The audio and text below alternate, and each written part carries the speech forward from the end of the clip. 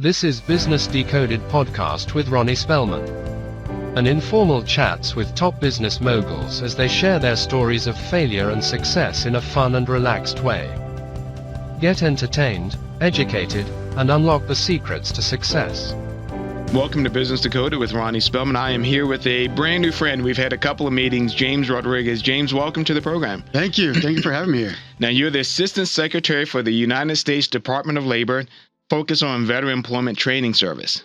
That's correct. It's a long title. Fits on a card barely. It is, but what you're doing is incredible, right? You're helping with our Department of Labor and our programs, but also you're helping veterans. But tell me, Juan, how did you get to the position? It's an incredible position to be an Assistant Secretary for the Department of Labor, representing the entire United States, creating programs that helps our members and our citizens and our veterans. It's amazing what you're doing. Yeah, I tell you, I've been fortunate. It's been an honor to work with such an amazing team across the country, from the national office in Washington, D.C., where I sit, but I have a team that's represented in every state. I have a state director to include a state director in the U.S. Virgin Islands, Guam, Puerto Rico. Wow. And so having a broad team who are 99% of them are veterans themselves, or they're connected to the military community, whether they have children who are part of the military community, spouses, or just they want to be part of our mission, giving back to the military community. You just reminded me, though, that you have a lot of veterans in your organization, but you're a veteran as well. I am. 21 years in the Marines. That's amazing. Thank you. I know that I'm sure people always say that all the time. Thank you for your service. I grew up in the military community, and I have such admiration and respect. I never served. My parents worked for the Department of Navy, but your 21 years is just incredible. Well, appreciate that. Yeah, I joined the Marines when I was 17 years old. Okay. Right here out of Texas. I'm a Texas native. Are you? And although, unfortunately, I spent the last 30-plus years outside of the state of Texas, and I've worked hard at trying to get back here as much as I can. But, I joined the Marines here in 1988. Spent 21 years there. I served in Desert Shield, Desert Storm, and then Operation Enduring Freedom towards the end of my latter part of my career, and then retired in 2009 and went right onto the Defense and Aerospace Company in Washington, D.C. Did that for 5 years. And then I was appointed by President Obama from 2014. Amazing. As the Deputy Assistant Secretary of Defense, the Office of Warrior Care Policy, from 14 to 17. And then back to big industry again in Washington. Nice. And then under this administration, as this administration was taking shape, then in 2021, the president was sworn in at noon, and he swore me in at 3 o'clock on day one of the administration. You have to tell me, you enlisted right out of high school. What made you decide to go into the military? I tell you, I grew up in a small town in Texas, right along the Gulf Coast. Population a little over 7,000. It's probably around the same as it is today. And very, very modest means. I'll just say that. I spent probably the majority of my childhood growing up in the projects. I was one of those kids who often went to school to eat. My grandmother raised me because my mother was young when she had me. And so very, very modest means. So I knew the pathway out of my current situation was the military. Now, so that's incredible, though. So how does a kid go from a modest means going enlisted in the military and become the United States Assistant Secretary of Labor? Well, I'll say only in the United States is that possible, right? And I think because of the value that the military puts into someone with regards to their training, their professional development, and educational opportunities. I think I took full advantage of all of those opportunities when they were presented to me in my military career. And because of that, I was able to build a great career in the Marine Corps. I was able to get educated. And then after I retired, I got a great job with the Defense and Aerospace Company, as I mentioned. Then I pursued my graduate degree with the GI Bill. So taking advantage of the resources that were afforded to me allowed me to put myself in positions where I was pretty well embedded within the business community that was doing support for the veterans with regards to hiring and retaining veterans. And because of that work, I worked very closely with the White House and then Congress. Amazing. And so through that experience and that work, I just kind of found my way into roles that allowed me to continue to do bigger work in the veteran space. Right. I know a lot of our listeners are business-focused people, and they're probably asking, why do you have the Department of Labor guy on Business Decoded? But what's fascinating is that if you look across the country, there are over 33 million small businesses in the United States. It's amazing at the number of companies when you look at it and how many are small businesses. And then there are a lot of veterans coming out every year looking to enter the private sector. which is why this is important to me. You represent that you're a veteran and you worked in the private sector. Right. And you worked in the private sector for some amazing companies. And then also your part of your responsibility is helping those veterans transition into business, right? That's right. And I think what's often lost on a lot of people is that veterans actually naturally transition into small businesses. Right. Because when veterans get out of the military, majority of whom only do 4 years. Yes. And when they separate from the militaries, they do normally one or two things: where they came from, where they joined the military, what state really, or what locality, or where their spouse, if they're married, where they're from. Right. They'll go back to those. Those are two primary places. And oftentimes, the only types of employment there are small businesses. So veterans will naturally transition into small business. I think the estimate is that there are about 16, 17 million veterans in the private sector now, veterans in general that are out there and available. And so we have a large number of veterans that enter the private sector every year, as you mentioned. 200,000 roughly, 200,000 separate from the military every year from installations all across the country. And so, they're looking for employment opportunities. And what I try to tell employers is that take advantage of the investment that the military made in that individual, regardless of what the military occupational specialty is. We put a lot of professional development into shaping that individual, right? So they're going to be great employees.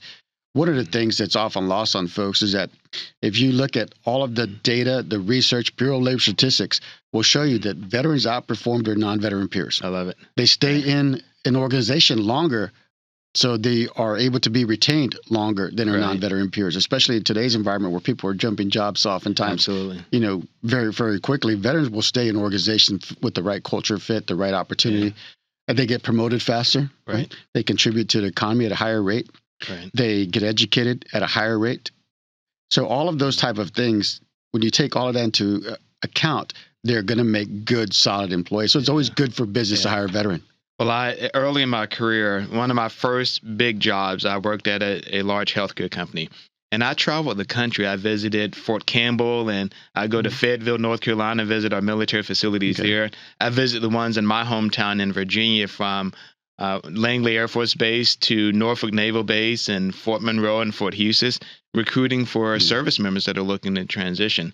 And you're right, in Virginia, they have a program called V3, the Virginia Values Veterans Programs. Great incentive program for businesses to hire and focus on veterans. I work closely with Hiring Our Heroes through the U.S. Chamber of Commerce, but I've spent my entire career, and I think you're right. What I found is that a lot of businesses miss understanding, in some cases, what the veterans have from an experience standpoint. Their discipline, their focus on outcomes, their ability to challenge, define issues and work through those issues to come up with solutions. Just amazing skill set. And even now I'm working with a workforce development program that is helping businesses understand what those skills look like, depending on a member's MOS or what have you. But I'd love for you to talk about how you help through your role, how you help those businesses really understand the value that you just mentioned. Yeah, one of the challenges, to be quite frank, is that underemployment is one of the things we focus on the last 4 years. It is. Hey, real quick, don't lose your thought, but you mentioned a point there. So one of the companies that I worked with, we specifically hired veterans, and we hired veteran spouses. Right. Because the spouses and the families, they sacrifice a lot as well for that service member as they move throughout the world for their mission. And a lot of times the spouses are underemployed. That's exactly right. They're great skills and professionals, and because they're moving so much, they don't have the continuity of experience that a lot of companies will value. But sorry to interrupt you, but no, you're exactly right. So underemployment applies to both. Yeah. But oftentimes we focus the resources on that veteran. Right. And so one of the things that I always speak about, if anybody who's heard me speak and know me as a leader of this agency, is I've always included military spouses in all of my remarks. Nice. Because my spouse also served in the Marines. Oh, wow. Okay. And so because of that, I've seen firsthand the challenges she had when she was transitioning from duty station to duty station after she got out and followed me around for the rest of my career. And we know how much of a challenge that was, especially in high cost of living areas. Exactly. And so especially in the economy, right, where you have high cost of living, East Coast, West Coast, and you have to have dual incomes. Right. So we want to make sure that we take care of our military spouses and they have access to good resources. On top of that, we want to make sure that they have access to create their own retirement opportunities, because if they don't stay in the company for 3 or years or longer, oftentimes they can't get vested in that 401k. Okay. Right? Yeah. And so we know that's inherently important. It is. And then taking their valuable skill sets, because they use the GI Bill now. Yes. In the old days, GI Bill wasn't transferable. Right. Now, because of post 9/11, they can transfer that GI Bill, and the spouse can use it, or the children can use it to get graduate degrees, to get certificates, licenses, things like that matter. But the retention part is something that we try to focus companies on, is helping retain those spouses when they do move, and being more innovative in the approach to ensuring that they have opportunities for continuation of employment. That said, underemployment is a challenge for us, for every rank, for every MOS, for every service, because oftentimes there's a couple of things that are involved in that challenge. One, as a veteran, him or herself oftentimes don't understand where their entry point should be based off of their skill sets and their education. And two, corporations oftentimes don't know how to receive them individuals in the right level of employment. They have a tough time translating what they did in the service to the private sector. Yeah. And sometimes we look at someone being enlisted, which almost 80% of the active duty population and veteran population are prior enlisted, myself included, right? We oftentimes look at them as not having enough education to get into more senior level jobs or into technical industries, things like that. But that's the furthest from the truth, because they get such great professional development in the military. And on top of that, they have higher education. We instill in them a sense of continuation of education, professional development. So when they get into organizations, they want to continue to do the exact same thing. And then when they get into an organization that allows them to grow and helps mentor them along the process, we know how successful they are, because I just mentioned some of those statistics, right? Absolutely. They're going to excel in an organization. They're going to get promoted faster. But more importantly, they're going to continue to be part of the community, and they get to represent your brand. Right. And as any employer knows, you want good employees who represent your brand. Right. And I often think about, how do we make sure that, because so many of our service members, when they transition out of the military, they're still very young. How do we make sure we give them the confidence to know that they will succeed in that transition? Because I used to speak to, remember one of the conversations I had, I went to speak to a group of 06 and above. And even for those officers looking to transition after many years, they were terrified about the process, because they knew what they said to me, Ronnie, when I get up day to day, I know what to expect. I know where I'm going to go, what I'm going to do, who I need to meet with. Generally, there's a game plan. The private sector is just less organized. And so I think young and old, they kind of struggle with how can I be successful? How do we give them the confidence to know that they'll be fine? Yeah, I think one of the challenges, and then I'll talk about the positives, right? Because I have to address the challenges, is that there's so many resources available now for the veterans, right? And to be able to kind of distinguish what resource is going to be the most important to you. And that has to be individualized, right?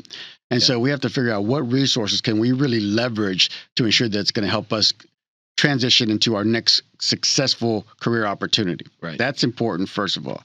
Second is looking at how folks who already have transitioned out of the military and have become successful, and reaching into their bank of knowledge, right? Ensuring that you can understand, how did someone get into the roles that they have in whatever industry that you want to go into. So doing the research on that industry, ensuring first and foremost, your resume meets the requirements of that position. And that's something we constantly focus on, is creating a good resume that allows you to articulate your skill sets, all the training that you have, all the education you have. So that way, when the employer sees that you are the type of person that they want to hire, then it's obviously an easy match. Right.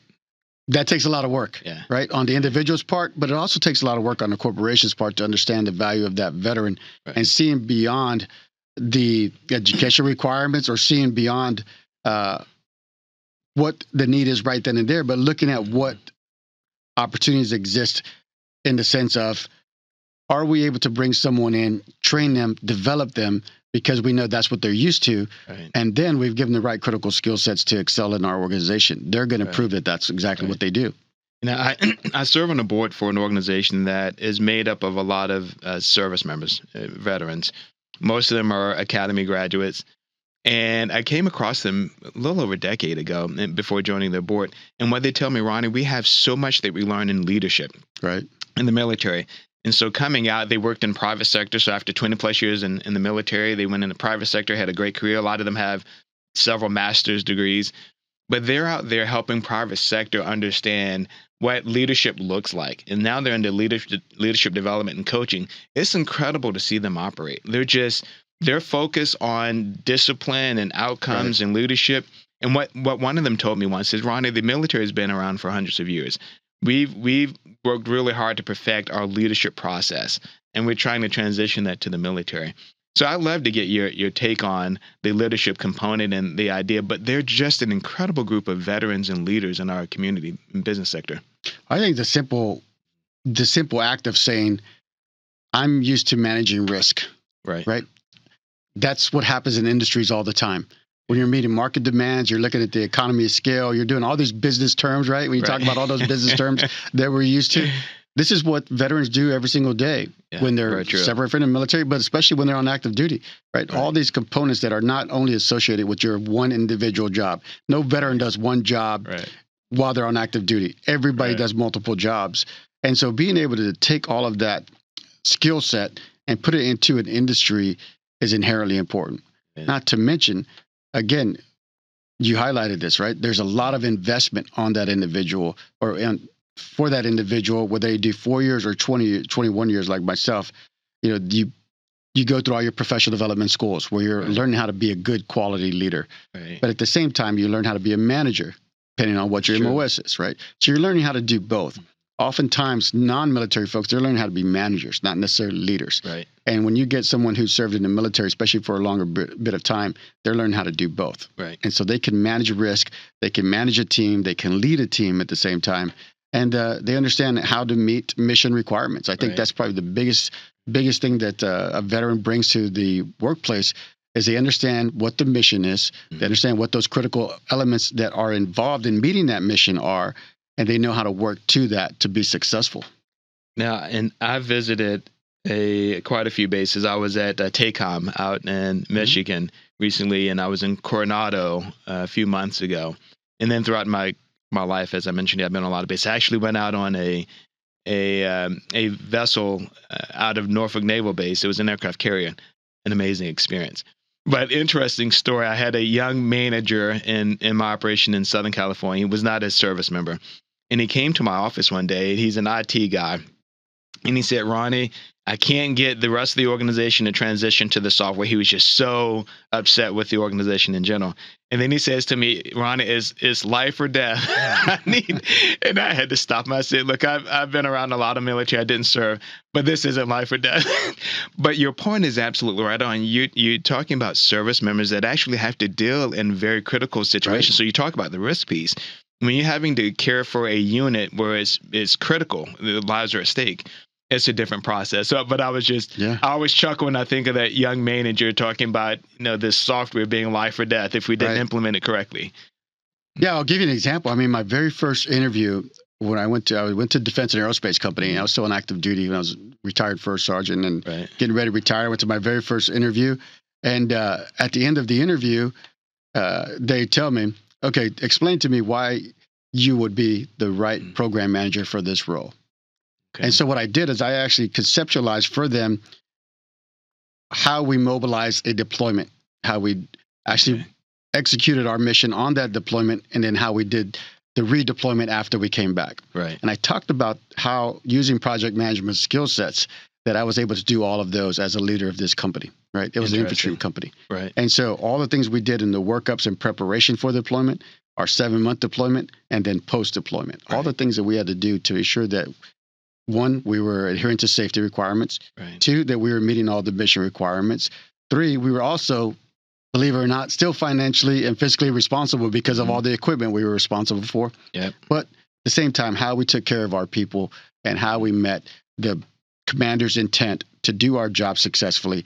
And then at the same time, mission complete, how do we retrograde back everyone successfully? And I used that whole, it was a lot more details as you can imagine, right? But I used that whole concept to explain to them how I would be a program manager and execute my role as a leader in that organization. And fortunately, I got the job. And so, well, that's funny because you're right. When I've spoken to transitioning service members, and they're kind of a little confused on how to translate what they've done. But I told them that the project management that you do day to day, because you're managing so much, the movement of materials, equipment, right. There's a huge logistical component, but it's all project management. Right. If you tell the story of what you've done, you will convey your ability to manage your project through completion. And so you're right. What you just described is exactly what I tell these transitioning service members to think about. No, it's exactly right. And I've been kind of talking about a version of that every job I've had since. I love it. And because you use those same skill sets, right? Right. You just refine them each time. Yeah. The more experience you have, the different types of industries you get into, you refine them. Mm-hmm. And unfortunately, in my role, I work across the entire federal government with partners, as well as industries, veteran support organizations, military support organizations, Congress. Right. And so being able to manage all of those different key components on how we operate as an organization is really important. Right. But at the same time, ensuring that we also keep the veteran and their needs and the military spouse needs at the forefront of what we do allows us to really set ourselves apart from other organizations, because we are the workforce development piece regarding how we support our veteran employment. Now, you mentioned Congress. I want to come back to that, and I'd love to talk about your appointment. But you've briefed Congress. You've briefed a lot of people, I presume, the president and White House staff as well. But walk me through, what do you think so far? You've been in this position for a few years. What would you hang your head on? This is what we did, and I'm very, very proud of it. What would that be for you when you look at the past couple of years and being the Assistant Secretary for the Department of Labor? Yeah, I tell you right now, if you look across the spectrum of the 4 years I've been in this role, on average, our programs, all of our programs, I don't have enough time to go into all of our programs, but all of our programs touch on average over 440,000 veterans a year. Wow. And so when you look at the scope of work that we have, it's amazing. But majority of the work happens at the local levels, at our states, where our state directors are embedded within the community, work with the local governments. Our American Job Centers, there's 1,500 American Job Centers, 2,500 disabled DevOps and leavers, what we call them. Right. They work directly within the American Job Centers to support the veterans in their local communities. And so we looked at how do we streamline that.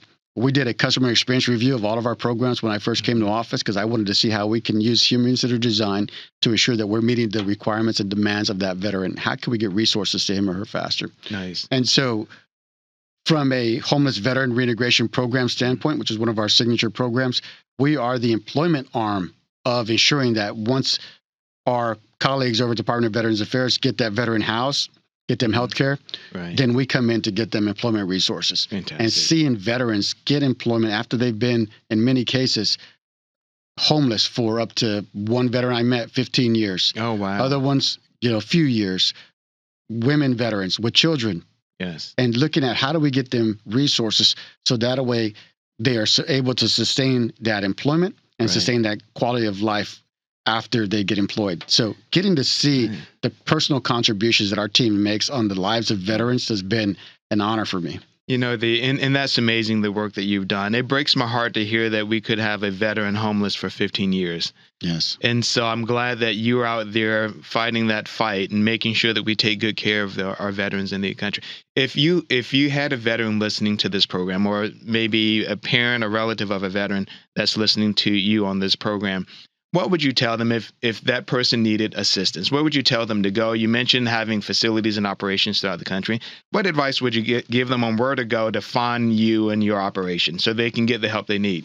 Yeah, I think it is a tragedy, obviously, when we have homeless veterans in our country. Yeah. But the beauty of it, though, is that we have a tremendous amount of resources that are available to them. And real quick, don't lose your thought, but I think you're right. I think there are homeless veterans, but part of it might be that they don't know that you exist. Like your program and your operation is there for them. They just need to find you, right? That's right. Go ahead. So not interrupt you. No, that's exactly right. So that's why I always say it takes a public-private partnership. Yeah. We know a lot of our veterans oftentimes utilize veteran support organizations, military support organizations, or they use our colleagues at the Department of Veterans Affairs. Right. And so we all collaborate together to provide wraparound services to the community. Nice. And so we want to ensure that they know that there are resources out there. And so we should never have a homeless veteran who does not know that these resources exist. And if that's the case, then we should know that the ones who support that community know that we exist. Right. So that way they can pass that information on. I love it. And we want to ensure that we can meet the needs of those individuals, right? So we have resources from a federal government standpoint. The states have resources, but the community also has resources. Right. So it takes all of us, right, to create that village that we want to bring someone back into, so that way they are getting the mental health that they need, which in many cases some of our veterans have when they're homeless, right? Is getting that mental health requirement, need, or that mental health, getting that addressed first and foremost, getting them housed, but then at the same time ensure that we get them employment so they can sustain them. Now, you mentioned wraparound services, and then you just mentioned mental health. Most people might not know what you mean when you say wraparound services. Of course, we know, but talk more about what that looks like, which includes the mental health piece, because there are those elements in place and services in place to make sure that they're getting the additional support in those wraparound services. So Department of Veterans Affairs, again, we work very closely with them at every level of the government, from our community level all the way up to the federal government level. They can pick someone up, get them housed, get them, because housing first is the motto, right? Right. Which is we want to get them housed and then we want to get them health care. And so they can get them into health care. Now, depends on where you're at, depends on the availability of resources, but the way that the Department of Veterans Affairs is working as well is that they're also looking for continuation of building partnerships in the communities. Yes. So there is an ability to provide resources to someone who needs it. Nice. And so when we look at how do we work together closely, we have to have input from the community as well. And we need the community to tell us what resources are needed. So that way we can also look at how do we identify the resources we have that will match up what the community needs. Right. And tell me about your business career. Now, we are a business show. You're doing a lot for the Labor Department and for our veterans, and I admire that. And I hope any veteran or a family member of a veteran or a friend of a veteran is able to reach out to make sure that all of our veterans are well taken care of. But tell me about your career in business. Yeah, thank you. I tell you, this is one of the things I've been the most proud of, to be honest with you, is that I'm an enlisted member. Right? Yes. And I'm one of the I don't know if I'm the only, but I know I'm one of the few enlisted members to ever hold this Senate confirmed position. Amazing. And the reason I say that I'm proud of that, because again, I get to represent almost 3/4 of the people who serve in the military at any given time. So I get to represent that community to show them that it's inherently possible. And then hopefully in the future, someone else who was enlisted gets to hold my role in the future to do the exact same type of work. Well, and I'm glad you took a moment to point that out, by the way, because you're right. So many of our service members are enlisted. And you're a rock star. So if there's anyone listening, this is a great path to follow. And you're still young. I'm still young. I'm failing horribly at my military retirement. But to your point, I was very fortunate. I got a job in big defense and aerospace company as a program manager. I highlighted how I wound up convincing them to give me that job. And I was there for 5 years. And I actually would have stayed there longer because right culture, the right mission, and the right people. But you were called to duty. I was called to duty to do more. Right. For my fellow veterans, when the White House calls and asks you to do something that's going to give you an opportunity to make a broader impact on your community, it's impossible to say no. Right. And then even after I left office the first time, I was back in industry and I was really doing great there with another great company, and loving my job, but got another call to come back and ask to continue to serve my community. And of course, I took the call and then took the opportunity. And haven't turned back since. And so now when I look to, unfortunately, because of the fact that I am a political appointee, I move on to what's next for me. So going back out to whatever industry I find the right role for me, I'm going through the transition process, just what you like all veterans are, right? As I mentioned to them. So real quick, just to put this in perspective, we had a presidential election recently, and all the appointees from the last administration will make a transition, and you're one of those. So you're going back into the private sector now that you complete, or you're making a transition rather, whether it's private sector or another role. But you're making that transition now as part of the presidential transition process, right? That's right. That's exactly right. Very good. And so I get to take all my skill sets and I get to go find the right role in the right company where I can use that and help advance their mission. Right. But I think there's something to be said about public service, is that you get to see your broader impact on your fellow citizen, right? In my case, our veterans, and finding the right mission in whatever organization I actually wind up in is going to be inherently important to me. Nice. But I think, again, I'm one of hundreds of thousands of veterans who have some skill sets that can be utilized in industry. Right. And the reason I say that is because I always want veterans to look internally to understand how they can articulate that. So that way they can let companies know that I am going to be of value to your organization once you employ me. Right. Very nice. Now, I know we're at the end of our program here, but what message would you leave for a business leader? You've seen business from military to Department of Labor to pure private sector. What advice would you give to an entrepreneur, veteran entrepreneur, leader that's looking at you and looking for inspiration on how they can succeed? What would you say to them? I would tell you, look at the potential in that individual. Yeah. Oftentimes we look right at what's in front of us right at that point. Right. What that individual has on his or her resume and what their background is. But you have to look beyond that. You have to look at the potential. That's exactly what we do in the military. It is. When you look at promotional opportunities in the military, we're looking at the potential of that individual to do great things. And so then they wind up getting promoted or selected for promotion. I love it. Right? Same thing the corporations could do. Look at the potential that individual is going to have with regards to the business impact in your organization. Wonderful. James, it's a pleasure. You're an absolute hero. I appreciate you joining us on Business Decoded. Thank you. I appreciate the opportunity to come and chat with you all. These are always important conversations for me. Love it. Thanks for joining us on Business Decoded with Ronnie Spellman. Thank you for listening to Business Decoded podcast with Ronnie Spellman. Please be sure to subscribe and share and stay tuned for more incredible Business Decoded episodes.